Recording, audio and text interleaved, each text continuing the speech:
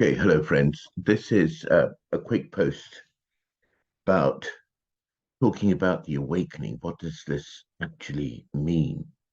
There's a lot of chat about it on the internet at the moment, and it's connected to this idea that the whole world is raising its resonance from third density to fifth density.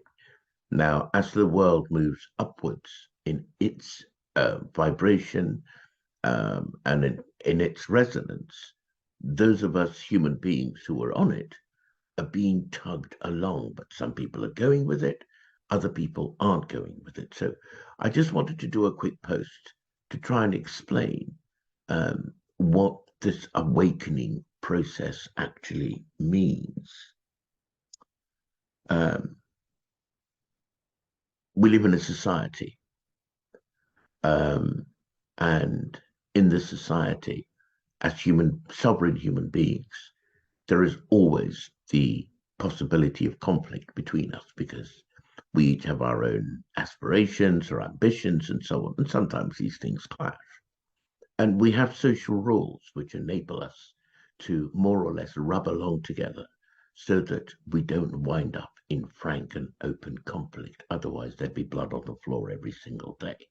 So that's what our society is there for, and that's what our culture is there for, to try and encourage us to live as peaceably as possible together.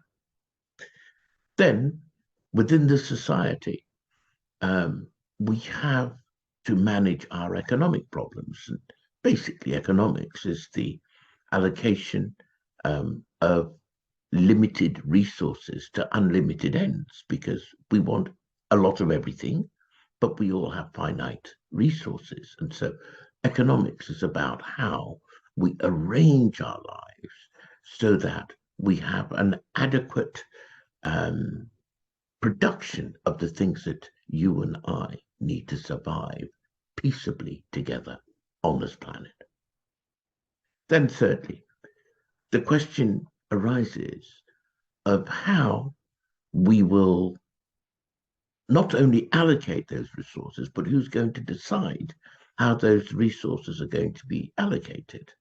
You can't do that without a system which goes beyond social governance, but a system which goes into the realm of politics, deciding, therefore, how we will govern ourselves, who will make the decisions, who will have the power, and who will have the power of oversight and to check and balance things so that we don't wind up in an outright dictatorship. Okay. Now, in these arrangements, the lowest common denominator is obviously the human being. And it is the state of mind, the state of consciousness of the human being that will determine what our society and culture looks like, how we arrange our economic challenges, and how we govern ourselves.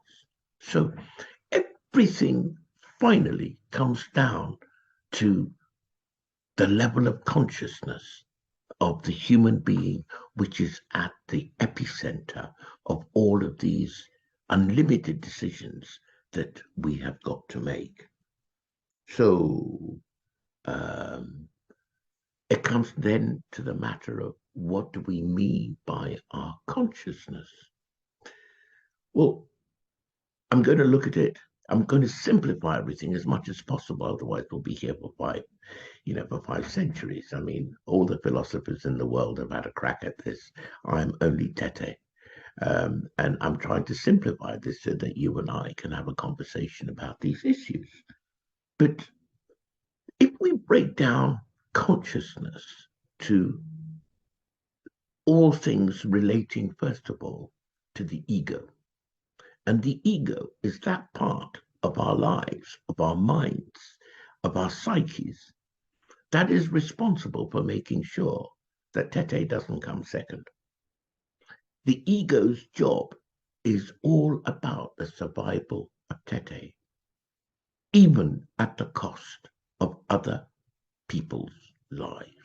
So the ego is all about often fighting when he thinks he can win, or fleeing when he thinks he's about to get a drubbing. The ego doesn't make moral judgments. He doesn't think about this is right or this is wrong. The ego is about what I like and what I don't like. Your ego is the same. It is also connected to your subconscious experience of life, i.e., say, for example, if you've had experiences in early life in which, say, you went along to see the doctor and somebody was trying to jab you with a needle and you flinched and the needle went in the wrong way and it traumatized you as a child. That'll reside in your subconscious as a reference, as a trauma, which remains unhealed until you choose to heal it. And until you heal these subconscious traumas that you're carrying, that I'm carrying, we all carry, they will act as a drag on your life and skew the kind of decisions that you make. And the driver is your ego. Your ego will say, "Oh, hang on a minute. Last time they said, come along and have a jab. This was your experience of it. And my God, you were only 2 years old. And you remember how awful it felt then?" And so on. That's how phobias and so on arise. What if, you saw somebody get bitten by a snake and that memory resides in you from a very young age? You will be absolutely phobic about anything that rides and slithers on its belly. You will even be phobic about completely harmless creatures that writhe and slither, like worms. I mean, you'll see a worm, you'll go, "Ugh, that reminds me of that snake that bit so and so, and this and that." So these traumas are lodged deeply in our lives. What if you had difficulties with your parents? Perhaps you felt that you weren't being given the kind of attention that you deserved. You may grow up phobic about abandonment and rejection. And your behavior, your ego will then drive you to respond to situations in which there is a possibility of your being rejected or the possibility of your being abandoned in ways which you think are going to make you prevail. So that's the function of the ego and the subconscious. Now, there are those who say that actually the subconscious mind carries over in lifetime after lifetime. So that, you may be phobic about certain things in this lifetime, and the teachings go, certainly in Buddhism, for example, which talks about karma, um, it, the phobia may come from a previous existence. So that is what your ego and your subconscious are going to pick up, and it's going to drive your behavior. So if you come from a culture which has experienced kind of warfare and that sort of thing, yeah, this will form a trauma in your life, and it will encourage you to behave in certain ways, which other people who don't have those traumas in their lives um, will behave in completely different ways. All right. Now, the third thing is I've talked about the ego. Sorry, I'm going to come now to the spirit. The spirit, yeah, I don't know what words to use here. Depending on what religious tradition, philosophical tradition you come from, you will use different words. But people call it your soul, your spirit, your oversoul, your overself, your true self. Buddhists might call it your Buddha nature or your enlightened self. This self is independent of trauma. And but it is very, very, very deeply embedded in one's life. And most of us aren't conscious of it. In fact, owing to the nature of certainly I was raised in the West, so I grew up in capitalist systems. There is a decided move to take you away from engaging with your spirit, because the spirit gets in the way by offering moral judgments, a moral compass, starts engaging with things like empathy and compassion, because the spirit is completely separate from your ego. And it is actually the, if you like, the balancing point, which which balances out, if you like, the ravages of your ego, which has no moral compass, which is all about survival of the fittest, and the devil take the hindmost kind of thing. So that's your spirit. Now, the interesting thing is that the spirit then leads us on to something else, which I'm going to call source. Christians would call it God. Um, uh, Buddhists would call it the universal law, the universal um, um, isness, the universal way of being, the life of the entire universe. And because this universal law, principle, source connects absolutely all phenomena in the universe, it has a way of balancing things out. Now, if you like to think of your spirit as a fractal or a segment of that universal law, there's a lady I knew who used to put it so well. She talked about a cycle, a bicycle wheel. They have normally between 24 and 26 spokes. Now, each one of these spokes is completely individual. So if you made a spoke a different human being, so there are, let's say, and in this universe that there are 26 different human beings, i.e., 26 spokes, they all come to the hub of the wheel, which is the central axis of the wheel.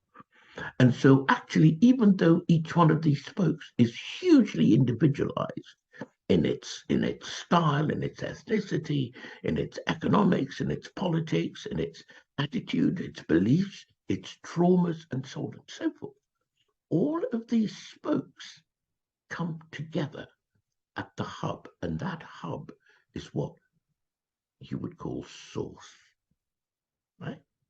So if you are a fractal of this source, then it is your spirit, your soul, your Buddha nature which is the gateway that connects you to that universal wholeness, that universal entity that we call creation, right? Okay. Now, basically, awakening means becoming conscious of that source. It's nothing more. It's nothing more bizarre than that. Awakening is becoming aware of that source, which you cannot do until you recognize the fractal of that source in your whole life, i.e., engaging with your soul, your spirit, your Buddha nature, or whatever. The moment you connect with that, you recognize that actually it's not you or me. It's always about us. That's what you can call the unity consciousness. That actually it's not about self and other. Self and other are like the front of my hand and the back of my hand. It's the same hand. So we all have this connection together. Now, throughout all of our lives, there is a constant tug between the ego and the soul, the ego and the source. And here's the thing: society, created as it is very much in the world of men by our egos, constantly wants to bribe you to forget about the fact of unity consciousness. It does everything it can. Look, people pay lip service to this idea about world peace and so on and so forth. But then they talk about world peace and they spend their lives creating proxy wars for us to go and fight and lose our lives over. And the last two big military conflicts, the First World War, Second World War, they say the First World War killed 20 million soldiers and civilians. They say the Second World War killed 80 million soldiers and civilians. And perhaps I think that the nation that suffered the worst of all were the Russians. They lost tens of millions of their people. So they called it the Great Patriotic War. They didn't call it the Second World War. They called it the Great Patriotic War because for them, fighting Germany as it invaded, the Germans made Nazi, not the Germans, Nazi Germany made this a war of extermination, in which rules didn't really apply because they were looking for what they call Lebensraum or living space. So, awakening is rising above the bribe our society throws us to be materialistic, egocentric, class conscious, racist, genderist or misogynistic, ageist, discriminatory of people's sexual orientation and that sort of thing. Rising above all of these things to understand that each person is a fractal of the universal isness.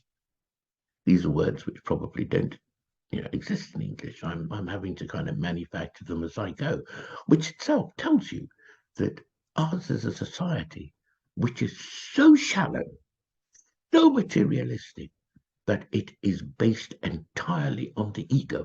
And if it wasn't based on the ego, you couldn't have a situation in which something like 3% of the world's population controls something like 85 to 90% of the world's wealth.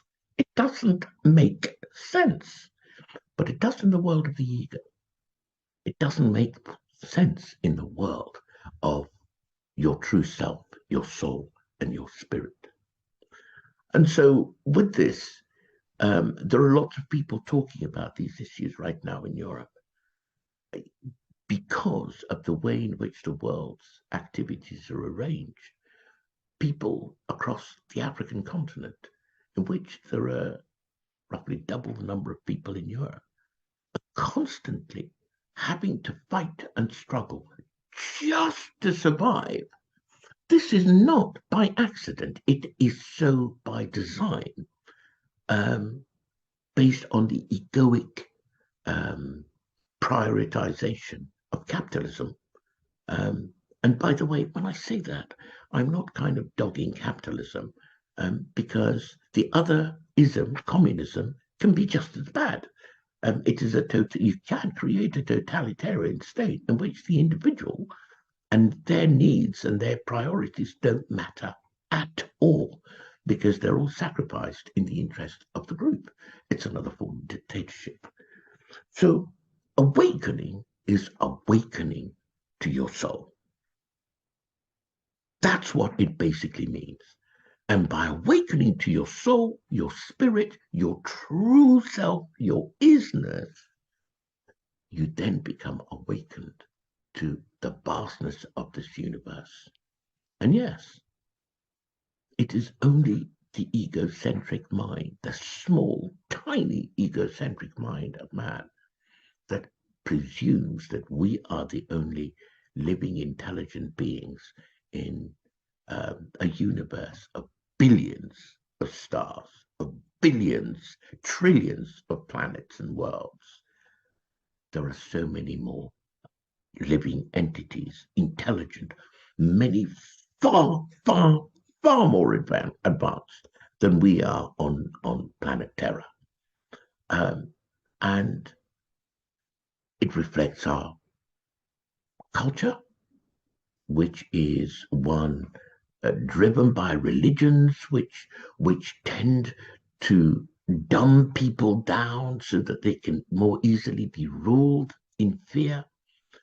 Our economics, which is based on the greed, the rapacious greed that creates billionaires who in turn then start to own our politics to perpetuate the cycle of exploitation. The last thing I'll say on this post is that, people talk about African people having been taken into slavery and enslaved by the West. It's an ironic joke that actually the people who are doing the enslaving are themselves slaves on a slave planet in which it is quite palpable that everything is totally and utterly unfair, despite what the religious authorities pontificate about on a daily basis. And so there we are. That is what the awakening is. And I'm very keen to start a series of discussions and work and exploration of what awakening means for Africa and Africans. Because what we're doing at the moment isn't very awakened. We're basically putting out fires every day. A person awakened to their real isness, their real identity, lives with joy and hope and compassion and respect for people, regardless of ethnicity, age, gender, and so on and so forth. So please do subscribe to my channel on YouTube so that I can bring more of these videos to you, and hit the notification button so that you're notified when another video goes out. Thank you very much for joining me. Have a good night.